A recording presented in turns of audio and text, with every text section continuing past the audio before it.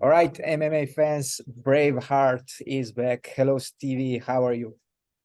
Yeah, I'm good, man. How are you? I'm fine. I'm fine. Thanks for asking. Are you in better spirits than the last time we discussed, when we spoke? Yeah, I'm feeling good, man. Fucking 3 weeks out. Uh, Looking forward to the fight. Oh, of course, that's quite the fight. I mean, Stevie Ray versus Clay Collard. I'm looking forward to watching that one, to be honest. Yeah, Clay's always in good fights. You know, he comes, he brings it. He's always in a fan favorite kind of fight, which is good. Obviously the last one was a bit frustrating. Nathan, he took me down, and I made mistakes. Probably should have tried to get to my feet a bit more, but yeah, he was strong, man. Took me down and kept me down. But I'm sure Clay's gonna be a bit more exciting, which I'm looking forward to. I'm pretty sure Clay won't try to take you down, to be honest. I don't know. I have this feeling, but who knows? Yeah, yeah, he likes to strike and bang. I mean, you never know. You always got to be prepared just in case. Especially sometimes you know, you get hit with a big shot. Um, if you get hit by a big shot, sometimes it could make you want to go for a takedown. So, but yeah, I'm looking forward to this fight. Uh, How do you think your fighting style will match with his fighting style? I mean, he looks tough. He looks like he's got a chin. Um, he looks, yeah, he comes to bang. He's exciting. I'm looking to go out there and put on a good fight, but obviously I'm going to try and put him away. Um, I would say I'm more powerful than him. He comes with a lot of volume, um, pushes the pace, throws a lot of strikes. And I think my grappling is far superior to his. You mentioned your latest fight with Nathan Schulte.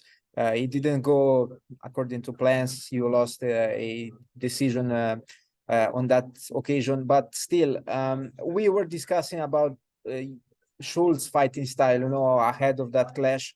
And you told me that he came from judo and he had that judoka fighting style. What was it that eventually you couldn't stop or prevent him from doing during the fight? You know what? I just felt a bit rusty in that fight, man. My jiu-jitsu wasn't. I didn't get a lot of time to do jiu-jitsu. I'm not just making excuses, but I was in the hospital for 2 weeks before the fight. I had cellulitis, MRSA, had a lot of problems, and yeah, to be honest, my jiu-jitsu just felt shit.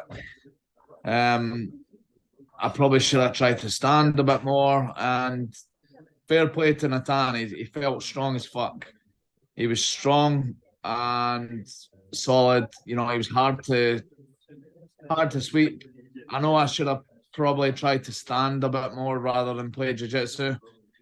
Um, but yeah, I mean, even though I don't think Clay is going to try and take me down, I've worked a lot on like getting back to my feet, and sweeping rather than playing bottom game. So I've made sure I've added that in just in case.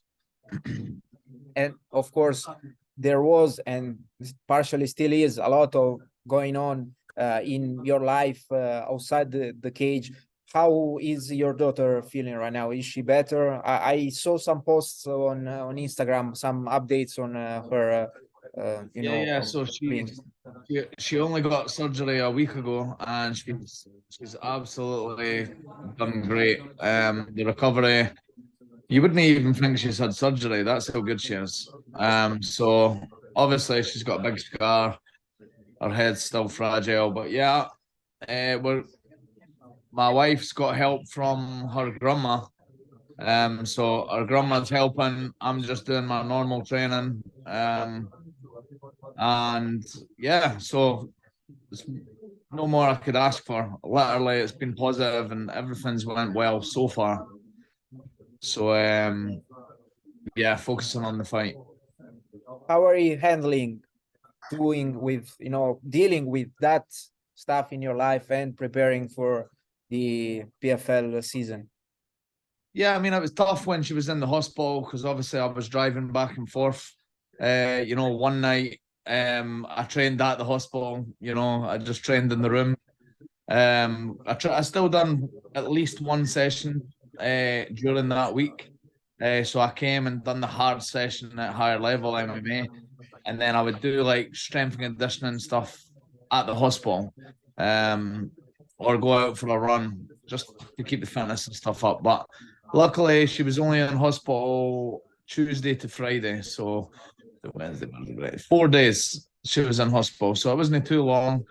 And yeah, I'm just gonna try and use this as motivation. I'm gonna go into the fight and remember that I had to train and I had to train at the hotel, at the hospital while my daughter was getting surgery because of this fucker that's gonna be standing across to the cage from me. So I'm gonna try and just use it as motivation and take it out in violence against the man that's standing across from me, and that's obviously gonna be Clay.